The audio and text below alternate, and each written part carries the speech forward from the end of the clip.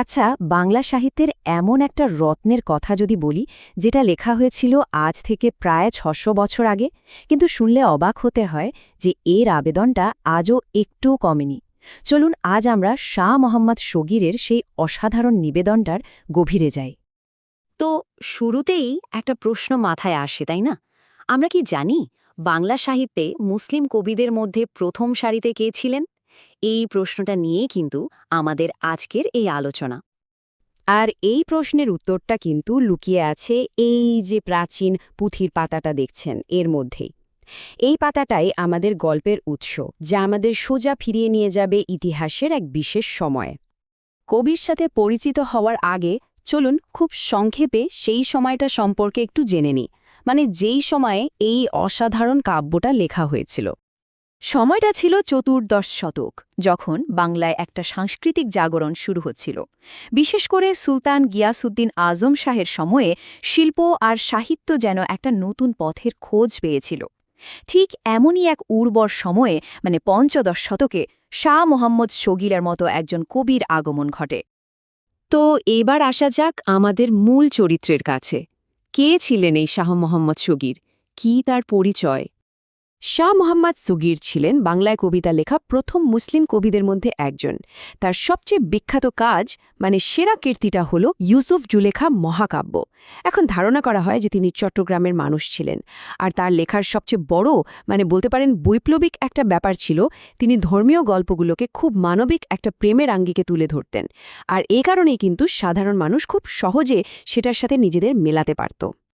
বেশ, এবার চলুন কবির লেখা সেই বন্দনা কবিতাটার মূল ভাবটা একটু বোঝার চেষ্টা করি, যেটা আসলে তার পুরো কাব্যেরই সুরটা বেঁধে দিয়েছিল। বন্দনা শব্দটার মানে হল প্রশংসা বা প্রার্থনা। এই কবিতাটা আসলে তার ইউসুফ জুলেখা মহাকাব্যেরই একটা অংশ, একটা প্রার্থনা পর্ব, যেখানে কবি তার ভক্তি আর শ্রদ্ধা জানিয়েছেন। এই বন্দনাটার একটা খুব সুন্দর কাঠামো আছে।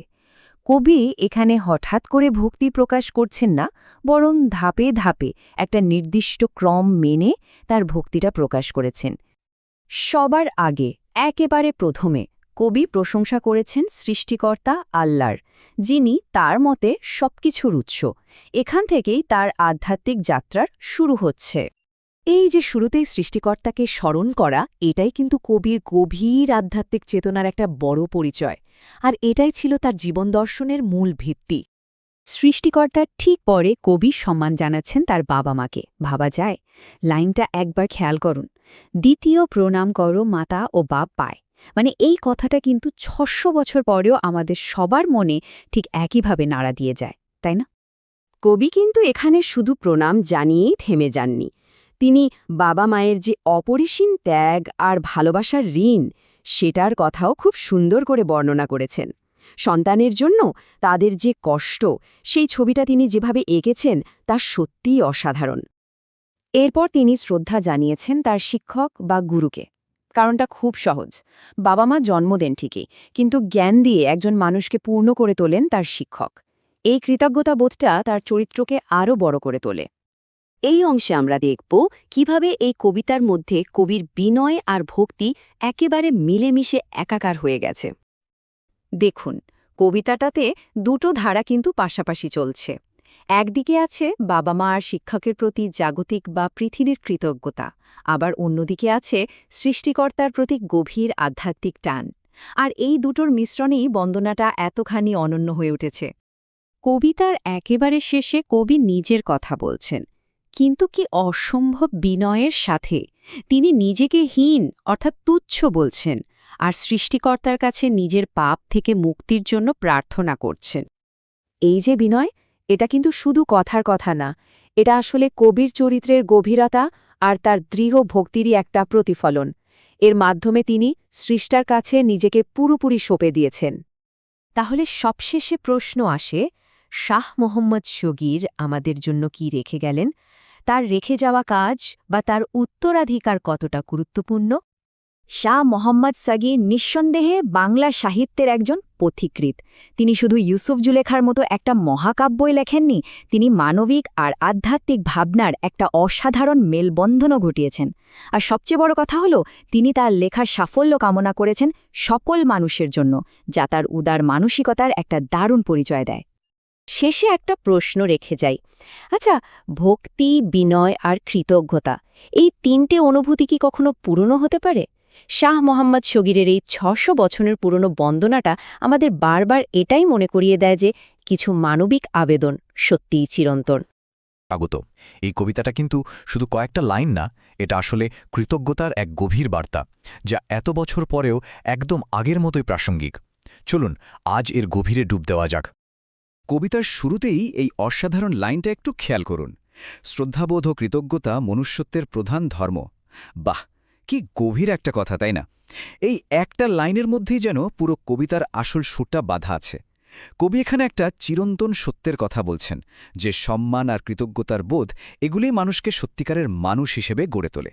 আর আমাদের আজকের আলোচনার মূল কেন্দ্রবিন্দুও কিন্তু এটাই। তো প্রশ্ন হল, এই কবিতার মূল বার্তাটা ঠিক কি? কবি কিভাবে মনুষ্যত্বের এই প্রধান ধর্মের কথাটাকে আমাদের সামনে তুলে ধরেছেন? আসুন প্রথম ধাপে আমরা সেটাই একটু বোঝার চেষ্টা করি। কবি মনুষ্যত্বের এই বিশাল ধারণাটাকে দুটো মূল স্তম্ভের উপর দাঁড় করিয়েছেন। খুব সহজ করে বললে, প্রথম স্তম্ভ হলেন আমাদের জন্মদাতা পিতামাতা, আর দ্বিতীয়জন হলেন জ্ঞানদাতা শিক্ষক। এই দুজনের প্রতি সম্মান দেখানোকে তিনি সবচেয়ে বেশি গুরুত্ব দিয়েছেন। চলুন এবার প্রথম স্তম্ভটা নিয়ে একটু বিস্তারিতভাবে কথা বলা যাক। কবি কেন পিতামাতার প্রতি শ্রদ্ধাকে এতটা জরুরি আর অপরিহার্য বলে মনে করছেন? কারণটা কিন্তু খুবই সহজ আর গভীর। কবি বলছেন, পিতামাতা যে কি পরিমাণ দুঃখ কষ্ট সহ্য করেন, কি পরম যত্নে একটা সন্তানকে তিলে তিলে বড় করে তোলেন, তার কোনো হিসেব নেই। তাদের এই যে ত্যাগ, এই যে ভালোবাসা, এর কোনো তুলনাই হয় না। আর ঠিক এই কারণেই তাদের প্রতি শ্রদ্ধা জানানোটা আমাদের জীবনের অন্যতম প্রধান একটা কর্তব্য হয়ে দাঁড়ায়। আচ্ছা, এবার আসা যাক দ্বিতীয় স্তম্ভের কথায়। পিতামাতার পরেই কবি যার কথা বলছেন, তিনি হলেন আমাদের শিক্ষক বা গুরু। শিক্ষকের স্থান কেন এতটা উঁচুতে রাখা হয়েছে? এই লাইনটাতেই কিন্তু পুরো বিষয়টা পরিষ্কার হয়ে যাচ্ছে। দেখুন, শিক্ষক শুধু আমাদের কিছু তথ্য বা জ্ঞানই দেন না, তিনি আসলে একজন ব্যক্তিকে পরিপূর্ণ মানুষ হিসেবে গড়ে তোলার কারিগর। তার দেওয়া জ্ঞানই আমাদের ভেতরের মনুষ্যত্বকে জাগিয়ে তোলে, জীবনকে একটা সঠিক পথ দেখায়। এই তুলনাটা দেখলে ব্যাপারটা আরও পরিষ্কার হবে। একদিকে পিতামাতা আমাদের জীবন দেন, আমাদের শরীরটাকে পরম মমতায় লালন পালন করেন, আর অন্যদিকে শিক্ষক সেই জীবনে জ্ঞানের আলো ফেলে আমাদের মনটাকে বিকশিত করেন, মনুষ্যত্ববোধ জাগিয়ে তোলেন। সোজা কথায়, একজন আমাদের দেহটা গড়েন আর অন্যজন গড়েন আমাদের আত্মাকে। দুটোই কিন্তু সমান জরুরি। তাহলে মূল কথাটা কি দাঁড়ালো? মূল কথাটা হলো, এই দুই ধরনের শ্রদ্ধাবোধ যখন এক জায়গায় এসে মেলে, ঠিক তখনই মনুষ্যত্বের আসল রূপটা ফুটে ওঠে। কবি ঠিক এটাই আমাদের বোঝাতে চেয়েছেন। সুতরাং এটা নিঃস্ব কোনো সাধারণ ভদ্রতা বা সৌজন্যবোধের ব্যাপার নয়। কবির ভাষায় এটা একটা অফুরন্ত আর অপরিহার্য দায়িত্ব। এমন একটা দায়িত্ব যা পালন করা ছাড়া আমাদের মানব জীবনটাই যেন অসম্পূর্ণ থেকে যায়।